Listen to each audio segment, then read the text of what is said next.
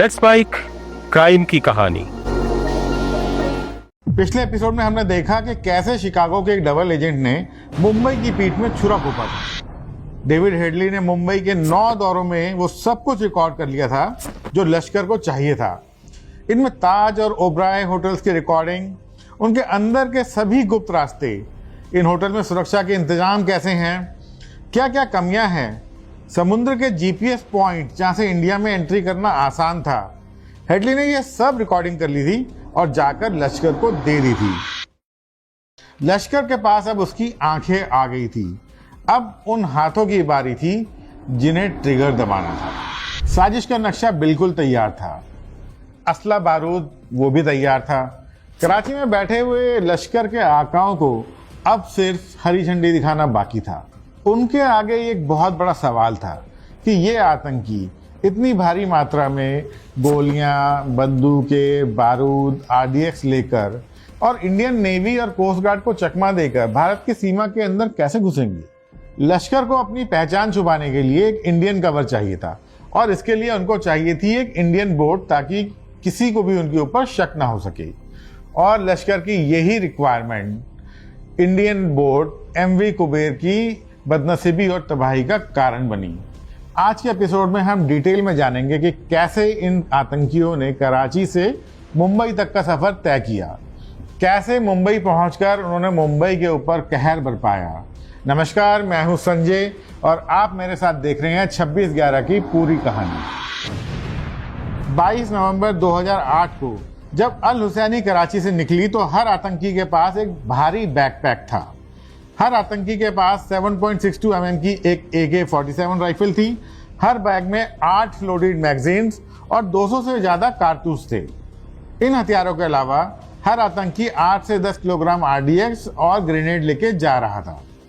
लश्कर ने इन्हें पूरी एक चलती फिरती डिस्ट्रक्शन मशीन की तरह तैयार किया था। इस पूरे घटना के बाद जब इन आतंकियों की डेड बॉडी का बाद में पोस्टमार्टम किया गया तो उसके अंदर से बहुत भारी मात्रा में एलएसडी और कोकीन जैसी ड्रग्स के ट्रेसेस भी मिले। इसका मतलब बहुत साफ था कि इन आतंकियों को ये ड्रग्स दी गई थी ताकि वो एक लंबे समय तक अलर्ट रह सकें और उनके दिमाग में सिर्फ एक ही बात हो, या तो मरना है या मारना है, और ये आतंकी हिंदुस्तान में और मुंबई में ज़्यादा से ज़्यादा नुकसान पहुँचा सके। कराची से बोट में हथियार और ड्रग्स लोड करने के बाद इन आतंकियों का अगला टारगेट था इंडियन नेवी और कोस्ट गार्ड को चकमा देना। 23 नवंबर 2008 को कराची से करीब 500 मील दूर इंटरनेशनल वाटर्स में लश्कर की नाव अल हुसैनी ने पोरबंदर की एक छोटी मछली पकड़ने वाली नाव एमवी कुबेर को इंटरसेप्ट किया। लश्कर को एक ऐसी नाव चाहिए थी जिसके ऊपर इंडियन फ्लैग लगा हो, जो इंडियन ना हो और जिसके ऊपर इंडियन कोस्ट गार्ड शक ना करें। इन आतंकियों ने इंडियन बोट कुबेर पर कब्जा करते ही उस पर सवार 5 से 4 मछुआरों को अपनी बोट में ट्रांसफर कर दिया। उन्होंने सिर्फ एक आदमी को कुबेर पर रखा और वो था नाव का कैप्टन अमर सिंह सोलंकी। आतंकियों के पास हेडली के दिए हुए जीपीएस कोऑर्डिनेट तो थे, लेकिन फिर भी वो कोई समुद्र के सी नेविगेशन के एक्सपर्ट नहीं थे। इसलिए उनको एक कैप्टन चाहिए था जो भारतीय पानी को, जो भारतीय रास्तों को अच्छे से जानता हो और जो उन्हें मुंबई तक आराम से ले जा सके। उन्होंने अमर सिंह सोलंकी को बंदूक की नोक पर नाव चलाने के लिए मजबूर कर दिया। अगले 3 दिनों तक एमवी कुबेर इंडियन रडार के नीचे तैरती रही। ये सभी आतंकी बोट के निचले हिस्से में छिपकर बैठे हुए थे। ये इन्होंने इसलिए किया कि अगर ऊपर से कोई हेलीकॉप्टर सर्वेलेंस हो या कुछ हो तो ये उनकी नज़र में ना आए और किसी को कोई शक ना हो। इसी बीच ये सैटेलाइट फ़ोन के जरिए कराची के कंट्रोल रूम से डेटा अपडेट्स ले रहे थे और उनको अपने अपडेट्स दे रहे थे। फाइनली ये टेररिस्ट मुंबई के बहुत नज़दीक पहुंच गए और अब ये अपने ऑपरेशन के फाइनल स्टेज में थे। 26 नवंबर 2008 की शाम की बात है। एमवी कुबेर अब मुंबई के पोर्ट से, मुंबई तट से लगभग 4 से 5 नॉटिकल माइल की दूरी पर थी। यानी वहां से उन्हें अब कोलाबा की लाइट साफ नजर आ रही थी। अब यहां तक पहुंचने के बाद इन आतंकवादियों के लिए कैप्टन सोलंकी की जो यूटिलिटी थी वो खत्म हो चुकी थी और लश्कर के आकाओं का हुक्म था कि कोई भी सबूत पीछे छूटना नहीं चाहिए। तो इनके लिए अब उनकी यूटिलिटी खत्म हो गई थी, तो उन्होंने बड़ी बेरहमी से कैप्टन सोलंकी का मर्डर कर दिया और उसकी लाश को वहीं बोट के अंदर छोड़ दिया। अब इन्हें कुबेर को भी छोड़ना था, क्योंकि एक बड़ी मछली पकड़ने वाली नाव अगर तट के इतना नज़दीक होगी तो वो ये शक पैदा कर सकता था। रात के करीब 8 बज रहे थे और इन आतंकियों ने कुबेर को बीच समुद्र में लावारिस छोड़ दिया और 2 रबर बोट्स में सवार हो गए। इन छोटी नाव में एक मोटर लगी थी जो इन्हें तेज रफ्तार के साथ चलने में मदद करती थी। हेडली ने जो जीपीएस के कोऑर्डिनेट दिए थे वो एकदम एक्यूरेट थे और वो सीधा बदवर पार्क की तरफ बढ़ रहे थे, जो कोलाबा की एक फिशरमैन बस्ती है। यहाँ हेडली ने पहले ही रखी की हुई थी कि यहाँ पर नॉर्मली कोई ज़्यादा सिक्योरिटी नहीं होती है और कोई भी आराम से यहाँ पर आ जा सकता है। रात को 8:15 का टाइम था। ये 10 आतंकवादी मुंबई की ज़मीन पर इन्होंने अपना पहला कदम रख लिया था। उन्होंने ब्लू कलर की जीन्स और टी शर्ट पहनी थी और बड़े बड़े बैकपैक्स टांगे हुए थे। देखने में वो किसी कॉलेज के स्टूडेंट या टूरिस्ट जैसे ही लग रहे थे। बीच पर जब लोकल फिशरमैन ने इनको देखा तो कुछ लोगों ने इनसे पूछा भी कि अरे भाई, आप लोग कौन हो, आप लोग कहाँ से आए हो? तो इन्होंने उनकी तरफ देखा और उसके बाद उन्हें नज़रअंदाज करके आगे निकल गए। बाहर निकलकर इन टेररिस्टों ने अपने आप को 5 टीमों में डिवाइड कर लिया और हर टीम का एक अपना टारगेट था। टीम 1, जिसमें कसाब और इस्माइल थे, उनका टारगेट था छत्रपति शिवाजी टर्मिनस। जो दूसरी टीम थी उसमें 2 लड़के थे, उनके नाम थे हाफिज अरशद और जावेद, और इस टीम का टारगेट था ताजमहल पैलेस होटल। तीसरी टीम में थे अब्दुल रहमान और फहदुल्ला और इस टीम का टारगेट था होटल ओबराय। चौथी टीम में थे शोएब और नज़ीर और वो लियोपोल्ड कैफे गए और उसके बाद वहां से उन्हें ताज होटल जाना था। पांचवी टीम में नासिर और इमरान थे और उनका टारगेट था नारिमन हाउस में लोकेटेड छाबड़ हाउस। शाम को 9:30 का वक्त था। लियोपोल्ड कैफे खचाखच भरा हुआ था। सब लोग वहां बैठ के एंजॉय कर रहे थे, चिल कर रहे थे, अपने यारों दोस्तों के साथ गपशप मार रहे थे। ये कैफे नॉर्मली फॉरेन टूरिस्ट के बीच में भी बहुत फेमस है और वहाँ बहुत सारे फॉरेन टूरिस्ट भी आए हुए थे। शायद इसीलिए आतंकियों ने इसको अपना निशाना बनाया हो। 2 आतंकी शोएब और नज़ीर लियोपोल्ड कैफे पहुंचे। यहाँ पहुंचकर उन्होंने इस भीड़ भाड़ वाले कैफे में अंधाधुंध फायरिंग कर दी और कुछ हैंड ग्रेनेड भी फेंक दिए। उनका मकसद केवल कत्लेआम मचाना नहीं था, बल्कि मुंबई पुलिस को एक ही जगह उलझाए रखना था। इस हमले में 10 से 12 बेगुनाह लोगों की मौत हो गई। करीब 10-15 मिनट की तबाही मचाने के बाद शोएब और नज़ीर वहां से गायब हो गए। लेकिन असल में वो भागे नहीं थे, बल्कि वो तो एक टैक्टिकल मर्जर के लिए आगे बढ़ रहे थे। अब उन्हें यहां से आगे बढ़कर अपने 2 और साथियों के साथ ताजमहल होटल जाना था। ठीक उसी वक्त साउथ मुंबई के सबसे busy railway station Chhatrapati Shivaji terminus के बाहर एक टैक्सी आके रुकी। उसमें से 2 लोग अजमल कसाब और इस्माइल खान उतरे और उतर के वो छत्रपति शिवाजी टर्मिनस के अंदर गए। छत्रपति शिवाजी टर्मिनस हमेशा भीड़ से भरा होता है और यहाँ बहुत चहल पहल होती है। उस दिन भी लोग अपने रिश्तेदारों और परिवारों को स्टेशन में छोड़ने आए थे। वहाँ का एटमॉस्फेयर बहुत ही लाइवली था। आतंकी इस्माइल खान और अजमल खान ने स्टेशन पहुँचने पर तबाही मचा दी। कसाब और इस्माइल ने प्लेटफॉर्म नंबर 13 के पास मेन वेटिंग हॉल में घुसते ही अपनी AK-47 से फायरिंग शुरू कर दी। कसाब हंसता हुआ लोगों पर गोलियां बरसा रहा था। इस्माइल ने भी लोगों के ऊपर ग्रेनेड फेंकना शुरू कर दिया। असल में ये इनका एक सोचा समझा प्लान था। इस्माइल के इस तरीके से ग्रेनेड फेंकने से वहां भगदड़ मच गई और लोग इधर उधर भागने लगे। इस तरीके से अपने इस प्लान की वजह से उन्होंने उस जगह पर बहुत ज़्यादा तबाही मचाई। रेलवे पुलिस ने उन्हें रोकने की बहुत कोशिश की, लेकिन उनके पास सिर्फ एक ड्यूटी रिवॉल्वर थी, जबकि आतंकियों के पास AK-47 जैसे हथियार थे। पुलिस के जवान भी वहां शहीद हो गए थे। एक रेलवे कर्मचारी विष्णु दत्ता राम ने अपनी जान की परवाह नहीं की और उसने वहां पर एक अनाउंसमेंट कर दिया। उसने बता दिया कि यहाँ खतरा है और सब लोग यहाँ से सुरक्षित स्थान की तरफ चले जाओ। विष्णु दत्ता राम की इस बहादुरी की वजह से बहुत लोगों की जान बची, लेकिन कसाब और इस्माइल का इतना बड़ा आतंक वहां उन्होंने फैलाया था कि 1 घंटे के अंदर कम से कम 58 लोगों की वहां मौत हो गई और 100 से ज़्यादा लोग घायल हो गए। रात के लगभग 9:45 बज चुके थे। CST स्टेशन पर कहर मचाकर और इतने लोगों को मारकर कसाब और इस्माइल वहां से निकल गए। नहीं, वो कहीं भाग नहीं रहे थे। अब वो अपने अगले टारगेट की तरफ जा रहे थे और उनका नेक्स्ट टारगेट था कामा हॉस्पिटल। अब तक मुंबई पुलिस को समझ में आ गया था कि ये कोई गैंग वॉर नहीं है, बल्कि एक आतंकी हमला है। ATS चीफ हेमंत करकरे अपनी टीम के साथ आतंकियों को रोकने के लिए निकल पड़े, लेकिन जब तक वो सीएसटी पहुंचते वहां सब खत्म हो चुका था। तभी उन्हें खबर मिली कि 2 आतंकी कामा हॉस्पिटल के पास हैं। करकरे ने अपनी गाड़ी कामा हॉस्पिटल की तरफ मोड़ दी। उनके साथ कुछ और जामाज ऑफिसर भी थे, जैसे अशोक कामटे और विजय सालस्कर। उधर तब तक कसाब और इस्माइल कामा हॉस्पिटल के अंदर पहुंच चुके थे। यहाँ भी उनका मकसद सीएसटी की तरह मरीजों को और वहाँ का जो स्टाफ है उनको मारकर कहर मचाना था। लेकिन कामा हॉस्पिटल का जो स्टाफ है वो उसने बहुत समझदारी और बहादुरी से काम लिया और जल्दी से सभी वार्ड्स के दरवाजे अंदर से बंद कर दिए। ये दोनों आतंकवादी अस्पताल की छत पर पहुंच गए और वहां से उन्होंने नीचे पुलिस पार्टी पर हैंड ग्रेनेड फेंकने शुरू कर दिए। अंधेरे का फायदा उठाकर ये दोनों कामा हॉस्पिटल से बाहर निकलने में कामयाब हो गए। तभी वहां हेमंत करकरे, अशोक कामटे और विजय सालस्कर अपनी कॉलेज में पहुंच गए। ये दोनों आतंकवादी वहीं उनकी गाड़ी के पास अंधेरे में पेड़ों के पीछे छुपे हुए थे। अंधेरे का फायदा उठाकर इन्होंने अंधाधुंध फायरिंग कर दी और तीनों पुलिस ऑफिसर्स को वहीं पर ढेर कर दिया। इस फायरिंग में भारत ने अपने 3 सबसे बेहतरीन जाबाज अधिकारियों को खो दिया। कामा हॉस्पिटल के बाहर हेमंत करकरे और उनकी टीम पर हमला करने के बाद कसाब और इस्माइल खान ने पुलिस की गाड़ी को अगवा कर लिया था। वो इस गाड़ी को अब मालावर हिल की तरफ ले जा रहे थे, जहां बड़े बड़े मंत्री और वीआईपी लोगों के बंगले थे। लेकिन रास्ते में उनकी गाड़ी का टायर पंचर हो गया।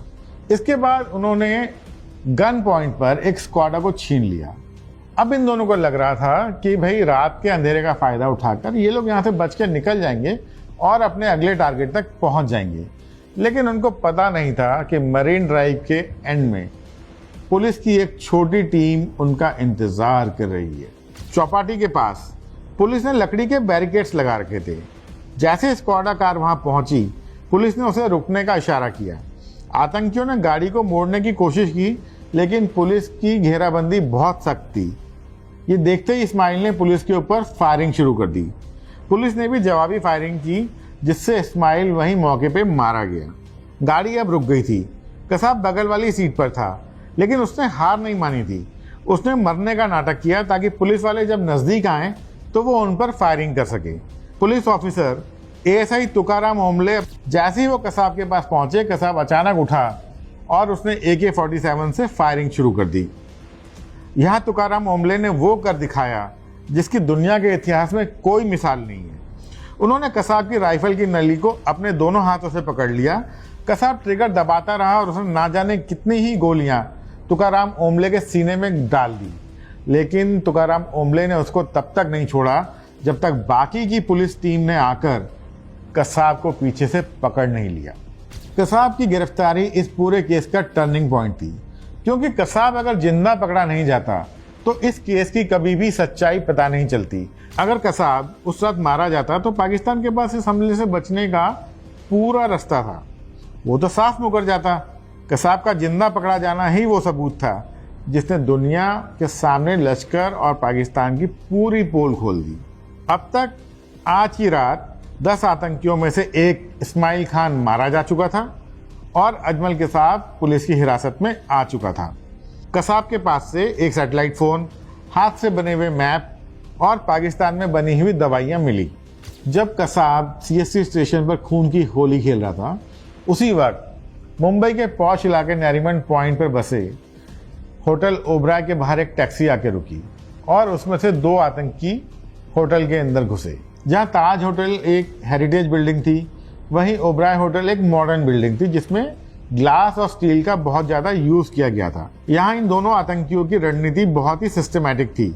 इनका मकसद था होटल के ऊपरी फ्लोर पर जितने भी मेहमान हैं उनको वहाँ पे बंधक बना लेना और जो सुरक्षा बल हैं उनके लिए एक मुश्किल सिचुएशन पैदा कर देना। रात के करीब 9:50 का वक्त था। दोनों आतंकी बैग टांगे हुए होटल ओबराय की लॉबी में दाखिल हो गए। उन्होंने किसी से कोई बात नहीं की। उनका पहला टारगेट था होटल के 2 मशहूर रेस्टोरेंट, टिफिन और कंधार। ये डिनर का टाइम था और इन रेस्टोरेंट्स में इस वक्त बहुत भीड़ थी।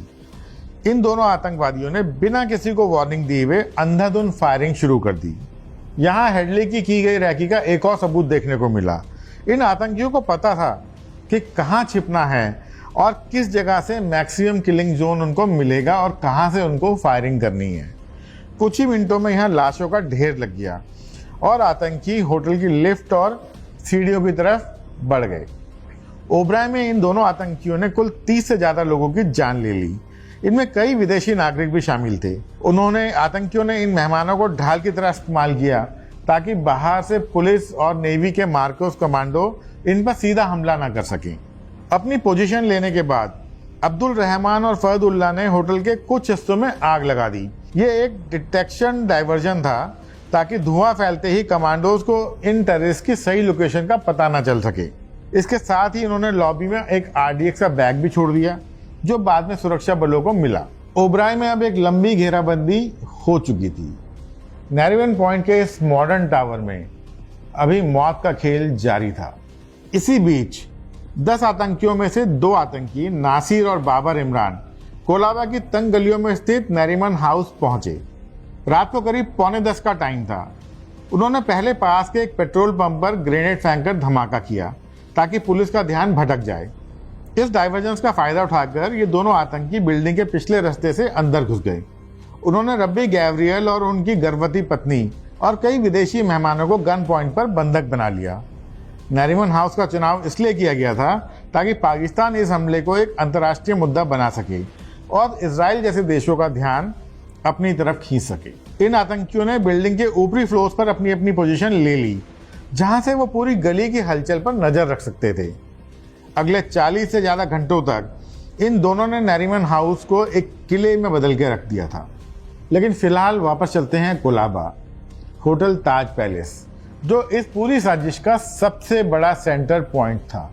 यहाँ 4 आतंकी पहले ही पहुंचे हुए थे और उन्होंने होटल की हेरिटेज विंग को एक किले में तब्दील कर दिया था। अब यहाँ से शुरू होती है कहानी उस महासंग्राम की जो अगले कुछ घंटे तक नॉन स्टॉप चलने वाला था। रात के 1 बज चुके थे। मुंबई की सड़कों पर सन्नाटा था, लेकिन हवा में बारूद की गंध और सायरन की गूंजें साफ सुनाई दे रही थी। अजमल कसाब गिरेगांव चौपाटी पर जिंदा पकड़ा जा चुका था। CST स्टेशन और कामा हॉस्पिटल में कत्लेआम थम चुका था, लेकिन ओबराय ट्राइडेंट, नैरिमन हाउस और ताज होटल के अंदर मौत का तांडव अभी भी जारी था। मुंबई पुलिस और नेवी के मार्कोस कमांडोज अपनी जान जोखिम में डालकर मोर्चा संभाले हुए थे, लेकिन ये कोई मामूली अपराधी नहीं थे। ये लश्कर के ट्रेंड आतंकी थे जो एक आधुनिक अर्बन सीज की तैयारी करके आए थे। लोकल पुलिस की शुरुआती बहादुरी के बाद अब भारत के पास एक ही रास्ता बचा था, अपने सबसे पावरफुल फोर्स को उतारना, NSG कमांडो फोर्स। मानेसर से ब्लैक कैट कमांडोज की टीम अब निकल चुकी थी। मुंबई की ये जंग अब एक नए और अपने सबसे खौफनाक दौर में प्रवेश कर चुकी थी। क्या हुआ था इस महासंग्राम में? कैसे हमारे बहादुर ब्लैक कैट कमांडोज ने इन आतंकियों का खात्मा किया? ये सब हम देखेंगे अपने अगले एपिसोड में। दोस्तों, अगर आपको हमारी ये कहानी पसंद आई और हमारी 26/11 की ये सीरीज आपको अगर पसंद आई हो तो इस वीडियो को ज़्यादा से ज़्यादा लाइक कीजिए और शेयर कीजिए, और हमारा उत्साह बढ़ाने के लिए, हमें प्रोत्साहित करने के लिए कमेंट सेक्शन में जाकर जय हिंद जरूर लिखिएगा। आपसे मैं इजाज़त लेता हूँ। मिलूंगा आपसे अब अपने अगले एपिसोड में। तब तक के लिए नमस्कार और जय Hind.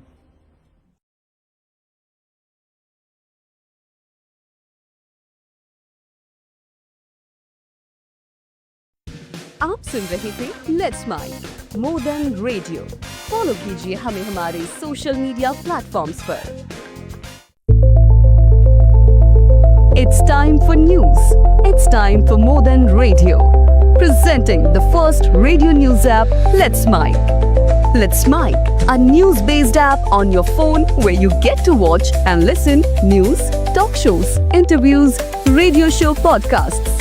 On Let's Mic, you get all relevant information of TV, print, radio, podcast, and digital. Let's Mic talks about every segment of life.